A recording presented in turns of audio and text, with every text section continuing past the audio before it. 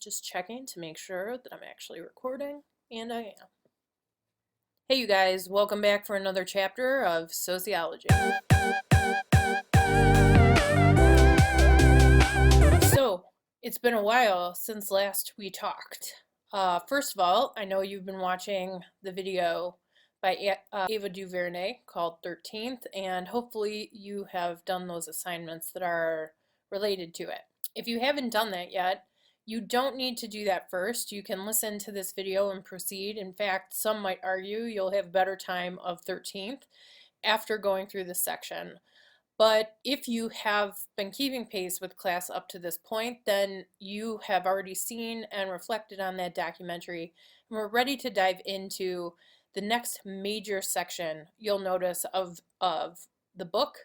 This is a new chapter, so we're kind of shifting gears from the beginning, which was really setting up what sociology is and how we use it, and now we're moving into topics that are really substantial instead of really focusing on applying analytical lenses to social things that we see. Now we're getting into the meat of things. So hang in. Today's chapter, and for the next video as well, all about social inequality, which is a big chunk of things to talk about.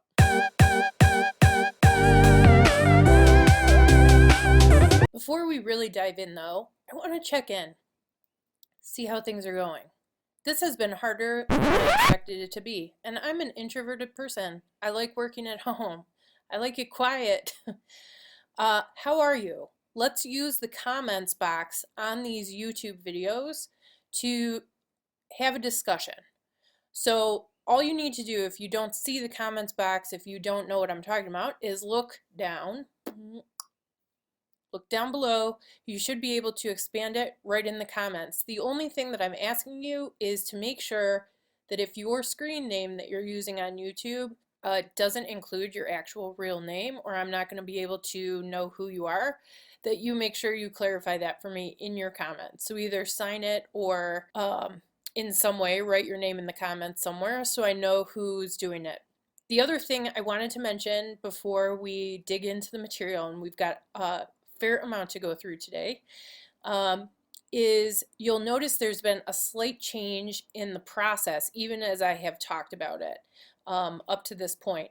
So in the first video of every chapter, the assignment is not going to be a written assignment, but it's going to be more of a discussion assignment. Instead of doing that in D2L though, we're going to do it in the YouTube comments.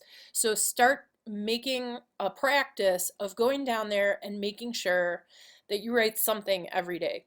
It would be nice to hear from you. How are things going? What are you up to? How many other classes are you taking? What is going on? But especially for this video, you also have an assignment to write some comments in the box as we go through.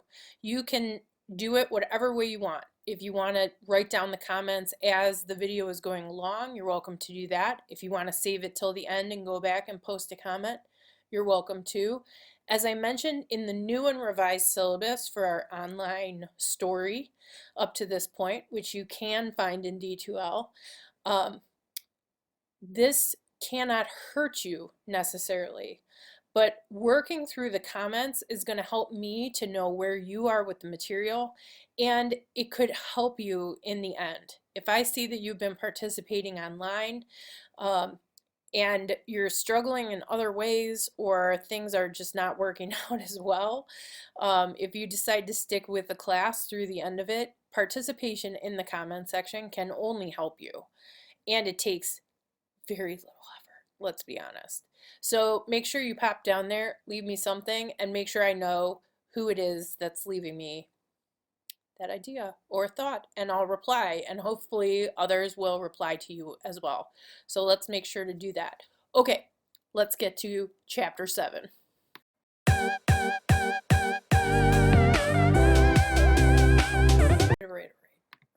Right. Chapter 7. Social inequality. I'm not happy that it exists, but I'm happy we're talking about it because it's possibly the most important thing that sociology can lend you if you're not interested in anything else that we have to lend you. This is the systematic study, right? We're taking apart, we're using data to set up um, observations of what's happening in the real world, and we're talking now about structural inequality. So the important thing here to remember is that we are using individuals' experiences of inequality, what is happening in their lives, to understand this phenomenon, right? So we're going from observable, real, everyday life data, and we're drawing conclusions about how our social structures are creating life to be a certain way for certain individuals. Okay, so before we shoot right into inequality, we have to go back to the beginning of the story. We have to start with talking about social stratification. Why is it important to talk about this? We already kind of know the end of the story because it creates inequality. But let's back all the way up to the beginning and let's talk about why sociology is interested in this. First of all, 100% to increase the awareness of inequality, to actually make the case that it's not an issue of perception, it's not just going by what people say, but in fact proving that inequality exists in systems and understanding what the consequences of that inequality is. Key number one. It's also important to begin to see the privilege that exists structurally within our current institutions in society. And let me be clear, institutions are not necessarily organizations. Let me say that again. Institutions are not necessarily organizations. They can be things like, while we know institutions, we think about like school or government or um, banks. It's also things like family. Uh, Education has an institution, there it is organized, but education as activity of social life isn't necessarily held within a certain school. So we're looking into these kind of structures in society, and we're beginning to see how privilege is meted out through them, right? Where does privilege exist for certain people in certain institutions, and then what happens because of that? It's also important for you, particularly studying sociology, to identify and start to think about where you are. What is your location in these institutions? And how does that play a role in determining things like what you want for your life and what you believe you can achieve and what you can actually achieve? So it is, while we're looking at stories that maybe are not similar to ours, the project is for us to begin to realize where we sit in all of that. And the reason we do that is ultimately so that we can begin to identify the role that we can play in social change. Uh, some would say that social change is something to be feared, and others would say that social change is the whole purpose for life. It just depends on where you are located in these institutions and what you want them to be for you, what role they play for you. We all exist and work through different institutions every day. We're all, in some ways, a part of family, home, school, a bunch of other things that we do that are interests to us or communities to us. When the rules of that community, as we've been talking about before, when the rules of the community begin to become formalized, that's when they move to becoming institutional. And we examine the institutions to see how and if they are creating social inequality for people. It's as basic as that. it's also probably the biggest project that ever exists. It's just huge in magnitude and importance. So I'm excited always to talk about it, because whether you sit in a position of relative privilege in an institution, or whether you sit in a position of relative non-privilege, of relative lack of freedom, I believe that the good news is there's always room for change. And you have to understand these different perspectives. Excuse me. You have to understand these different perspectives and these different ways that people sit in different places in the institution to understand maybe how to create that change. So it's exciting. Social inequality as a topic of discussion in academia is an exciting discussion. Sadly, in reality, social inequality causes a huge amount of pain for people, which is, I think, why we continue to want to unpack it all of the time. Because if we're searching for a better set of understandings about how to live together, we want to see inequality go down. Arguably, and with some of the data that I give you today, you'll see social inequality is headed in the other direction, and has been for a long time.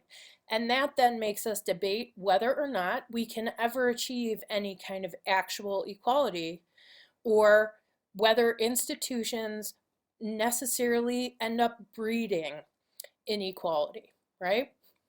It's a question. That's definitely one of the things we're interested in unpacking.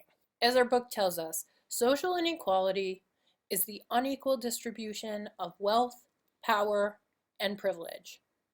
If we think about that, we can start to see that there are particular contexts that may be more prone to this discussion than others. Although, I would argue that wealth, maybe not wealth, but power and privilege could exist in most social scenarios, because you can talk about status as power and privilege. You can talk about different ways that different resources may substitute in for money. So I think it works as a general definition. Here's the reality, and I'm going to drop some numbers on ya, because numbers always tell the story better in some ways than others. Do we have inequality in the United States? Yes. 38.1 million people were in poverty in the US in 2018, which is the latest reliable year that we have data for. 38.1 million. If we start to unpack the group that is in poverty, we see that 20.8% of all of the Americans in poverty in 2018 were Black, and 17.6% of Americans in poverty in 2018 were Hispanic of any race. So what we see is that over 1/3 of the population who are in poverty are racial minorities or ethnic minorities, depending on what you decide about the discussion of what Hispanic means. And we'll talk more about that in Chapter 8. Let's add on top of that, 12.9% of Americans who were in poverty were women. So we have these huge categories of people based on characteristics that they have reporting this experience of poverty, which is determined, in case you're wondering, the definition of in poverty is determined by federal guidelines. It's based on the income that comes into a household. So that's how we determine, or how we decide how we're going to report that number. What we start to see is these trends, these patterns in the numbers that lead us to believe that some people more than others have a real lack to wealth, power, and privilege when it comes to living in the US. We also know that global inequality exists. All of these figures lead us to conclude that inequality exists. It absolutely exists. And when we start to look at numbers from other institutions, when we study the family, when we study educational achievement, when we study all of the poverty numbers are data about wealth. When we start to look at the different systems, the different institutions that exist in the US, we see time and time again the story that some people have more wealth, power, and privilege more regularly than other people. And so the story of the characteristics that commonly end up not having wealth, power, and privilege is the study of inequality. I think it's interesting. If you've watched 13th, you can start to see where a story comes out of 13th. And we're actually going to talk about that a little bit in this next section here. So the real question for us is why? Why do certain groups tend to experience poverty much more frequently? Well, poverty or inequality, social inequality. Why do certain groups of people with similar characteristics, why do they tend to be more likely to experience social inequality? And the answer, friends, is systems of oppression. It's not a random phenomenon. It's a system that, in its functioning, causes some people to rise to the top of the system, gain wealth, power, and privilege, while other people, by the functioning of the system, lose the opportunity for wealth, power, and privilege. And so this is the meat of the story of inequality. If we want to ask ourselves honestly why inequality exists, we have to accept the answer that it's a systemic issue and not an individual merit issue. The reason we have to accept that is because that's what our data is telling us. So, a little sidebar tangent here for just a minute. Let's sit and talk about this. Whenever I have taught this chapter, there is usually a group of people who want to argue that merit is everything. What do I mean by that? I mean, they will say something like, everybody has the chance to succeed and some people are just too lazy. Or everybody has the chance to succeed and some people just work harder and they deserve what they get more than others. The reality is, when we start to talk about systems of oppression and call them what they are, we can see that the playing field is not even for everybody. So while it might be true that generally speaking, everybody may have a chance to individually achieve things, we're talking about apples and oranges when it comes to what they're able to achieve, because the entry point, let's think about it as like a entrance ramp to the highway, is not all in the same place. Some people don't get that entrance ramp until way after other people have already been on the highway a long time. Some people never get a chance to get on the highway. That's what a system of oppression is. It makes it such, by the very way that the system is set up, that some people will never actually have an opportunity to get to the point of being able to achieve wealth, power, or privilege, unless they use perhaps illegitimate means. And that's very risky because we just talked about deviance all over the place, right? It's hard and not helpful to be called a deviant in social life. So it's kind of a devil's choice. yeah, you can achieve things, but there's no legitimate way that you can do it. So the only way um, someone in these groups who typically face structural inequality can get ahead is by doing it through illegitimate means. This is why we see a lot of, I'm going to get into tricky territory here, but I'll say this as my opinion, uh, learned opinion.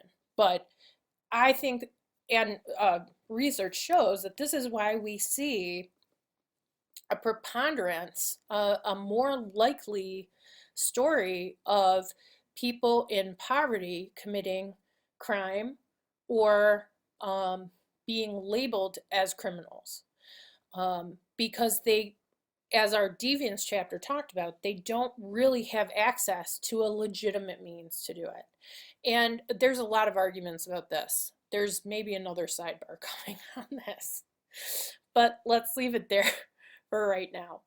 So the book talks to us about two particular kinds of systems of oppression. The first is slavery.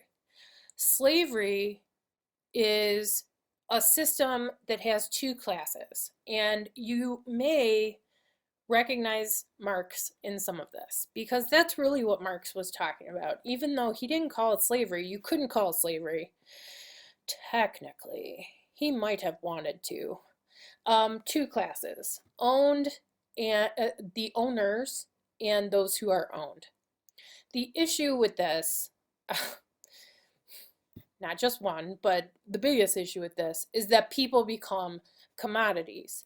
And when they become commodities, this really sounds like Marx, they lose any rights to freedom. They lose any personal rights in the system. They lose any freedom in the system. They are 100% at the whims of the people who own them. This is a tremendous human rights problem. And something that I tend to do even myself, when we hear slavery, we think about slavery in the US, you know, pre-Civil War South. And there's an excellent reason we think about that. That's legitimately happened, and that's a good example of slavery. But sometimes I think we think, oh, slavery, we don't do that anymore. No, no. The reality is that slavery exists today, but it's as a almost kind of black market or invisible kind of system. It still exists. And for those who may say, in response to that, like, well, it exists, but that's like probably in Africa or something, where no, it does exist in Africa. It exists all over the world, in the most industrialized countries, all the way down to um, third world kind of countries, developing countries. But it also exists in the US today. So our book, and I'm just lifting up the data that the book gave because I think it's good. In 2016, 5,000 cases of slavery in the US. 80% were noted to be in sexual slavery, which we know is, so who are the classes of inequality there? Women and minorities. And there's also the issue there. Women is one thing, these are girls typically, they're not even adults. And this is happening in the US in 2016 and 2017. When we add in these conditions of what we call modern slavery, that number globally increases exponentially. So the book mentions in 2017, over 40 million people worldwide were in what we call modern slavery. And this would be not necessarily being bought and sold, but this would be living in scenarios where they have no individual rights, no personal freedom. So a lot of, I think the book notes some of the cases where in a lot of very traditional or religious driven countries, You have scenarios of marriage that could be considered modern slavery. You also have um, labor situations that is considered modern slavery, even though it's not legally sanctioned. The norms of the culture are strong enough that it doesn't matter if it's a law or not. It just is such a believed way of life that usually it's women have very little or no personal rights and no freedom. There's no recourse to get out of the situation that enslaves them. All right. The next type of system of oppression is caste. And we've heard about this. I think sadly, at least when I hear caste system, I immediately think of the Hindu society and its caste system. I think it's probably the most noteworthy and the largest. And so we tend to think of that. But there is a bunch of ways that a caste system can appear in modern day. So in this system, as opposed to slavery, where the slavery itself is not necessarily determined by heredity, you're not necessarily born into it. In a caste system, it is determined by heredity. You are born into your place in society. It's a very segregated society, so you often have multiple classes in a caste system.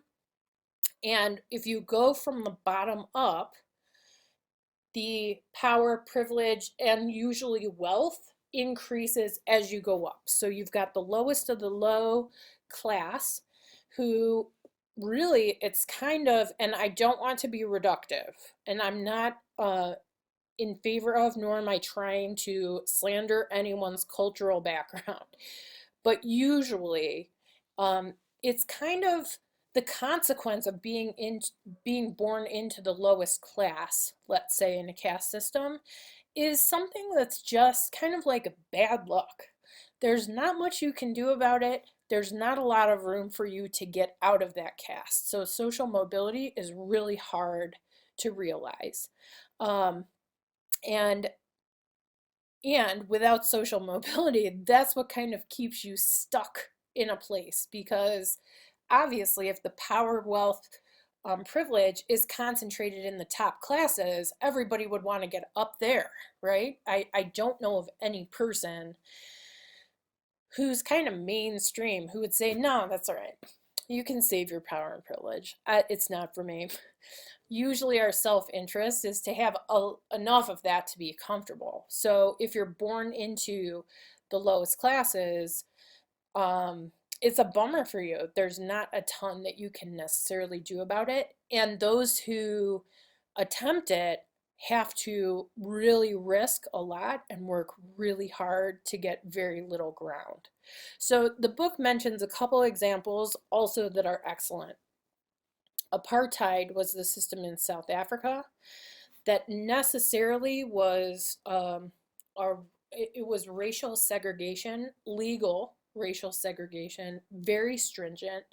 And if you want a great discussion of apartheid, I can't do any better than Trevor Noah in his book, which I'm forgetting the name of now, but go and listen to it on audiobook. Listen to me now. Do not read the book.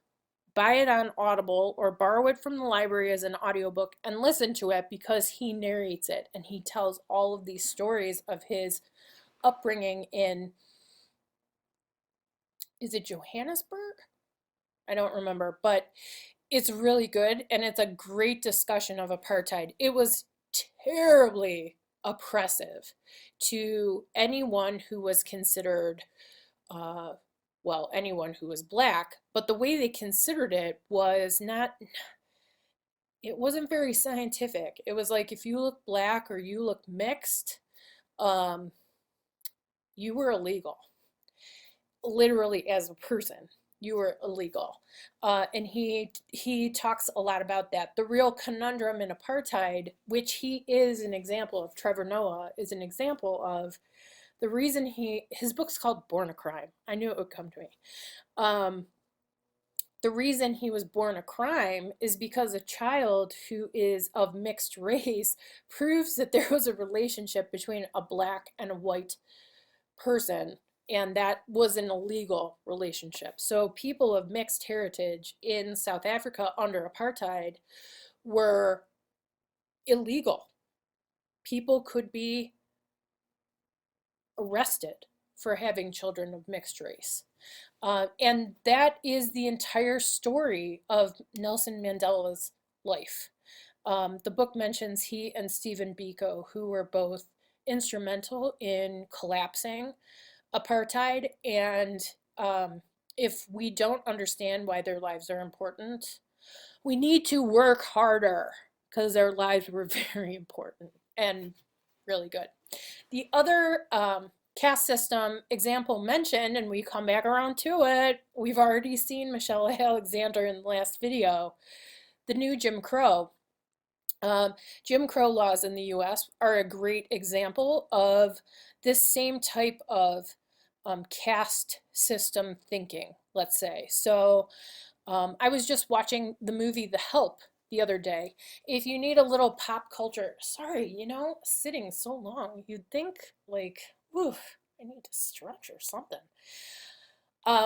No, I was watching The Help the other day, and it is the story of the legal segregation, or well, as an example of the story of the legal segregation that was allowed to happen in the US that was really the next step from slavery. So once people were freed as slaves, the next thought was, okay, well, how do we maintain power, privilege, and wealth that the old system had? How we legalize racial segregation and keep that class at a lack of power, privilege, and wealth.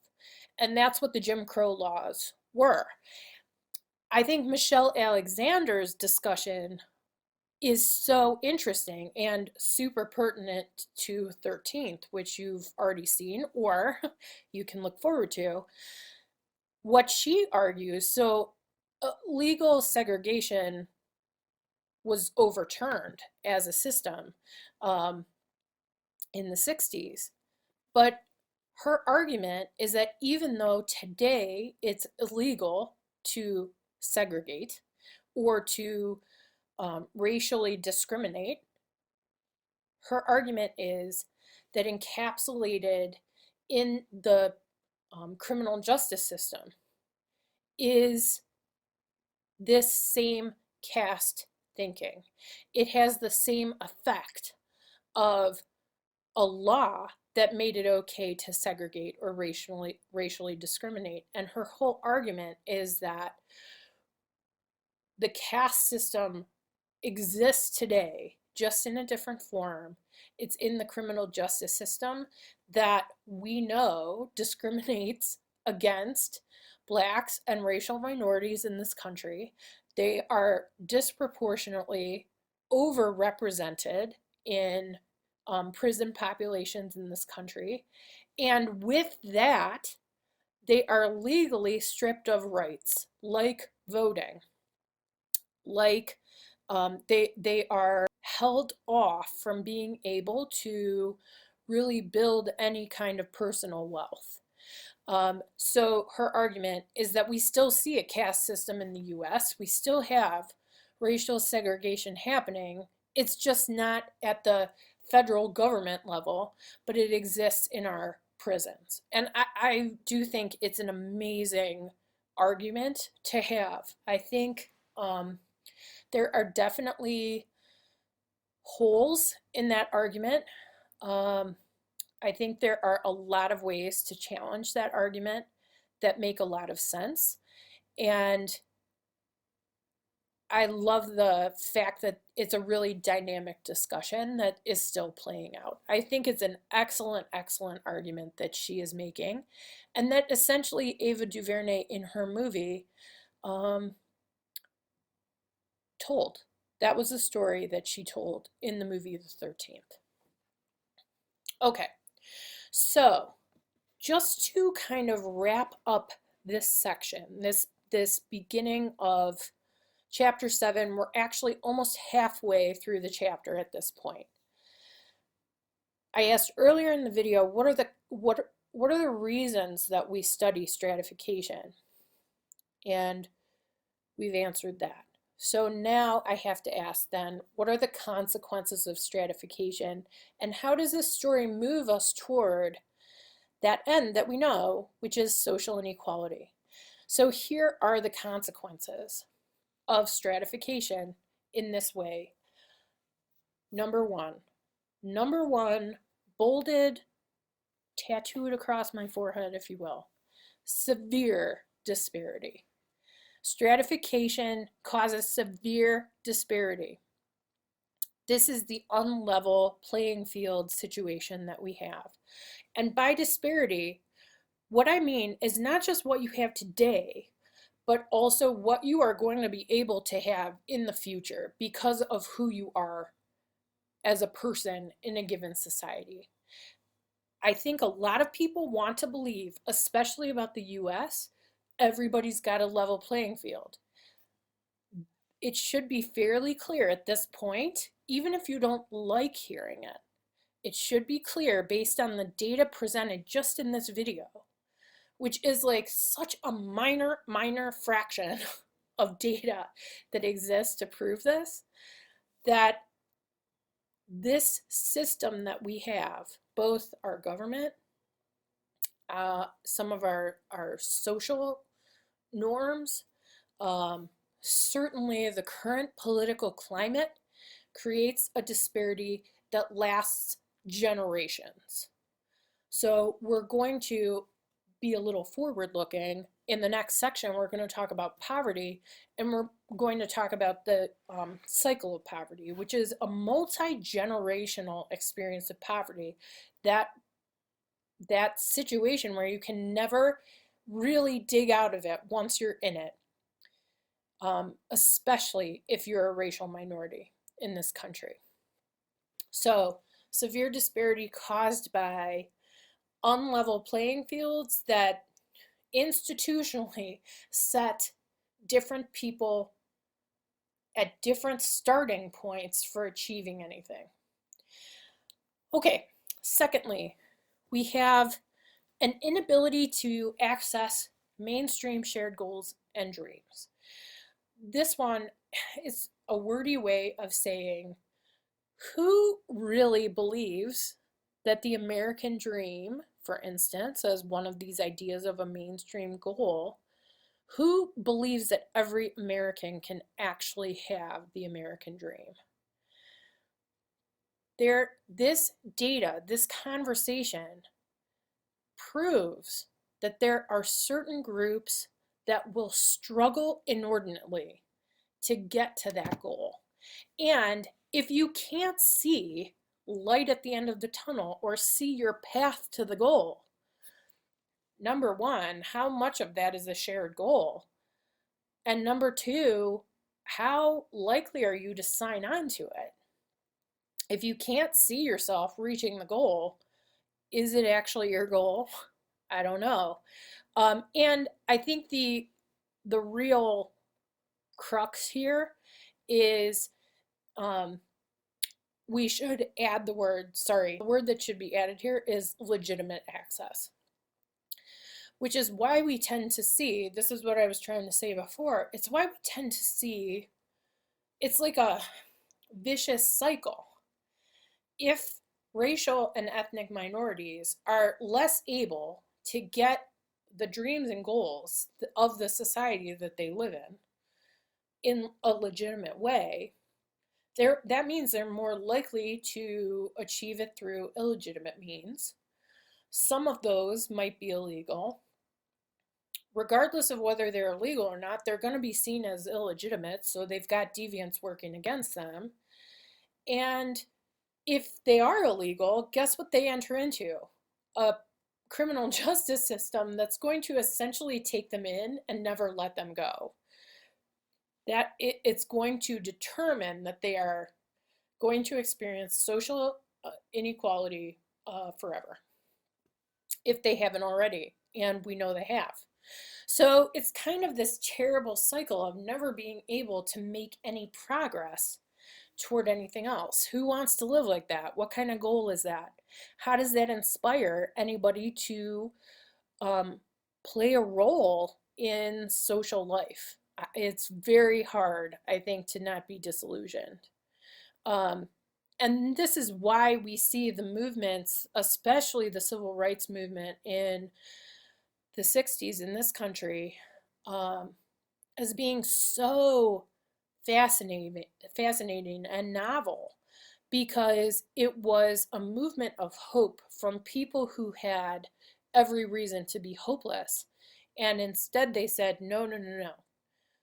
I have nothing but hope and belief in change. And that's what inspires the current movements that we see to continue. So I think we're going to talk more about that for sure. But I think it's always an interesting thing to think about. Finally, the last consequence that I wanted to pull out here is kind of related to number 2, which is there's no real equal chance for success. So if we look at a system of oppression, we have to see that the inequality might be material. It almost always is material, but it's also moral, right? We're in systems that keep people from being able to be successful. It has there's more, what do I want to say about this? It's not all merit-based.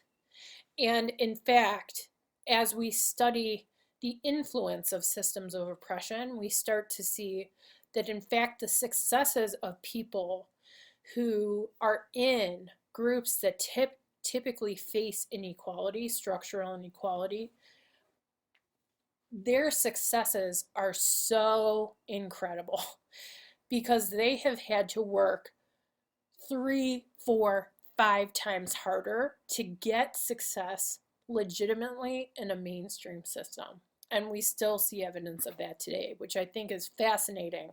But we have to know that in a system of oppression, those examples are exceptions to the rule, and they're not the rule. So this is where we're going to draw this particular discussion to a close, and we'll start back up again in the second half of chapter 7 with a full discussion of poverty, which also, not happy it exists, but it's a great and interesting discussion to have. So look forward to that one because it's real good.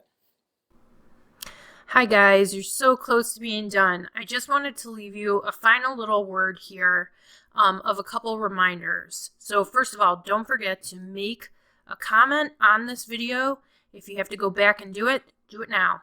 Also, a couple reminders from Oakton that I've been asked to pass on to you is that summer registration is open.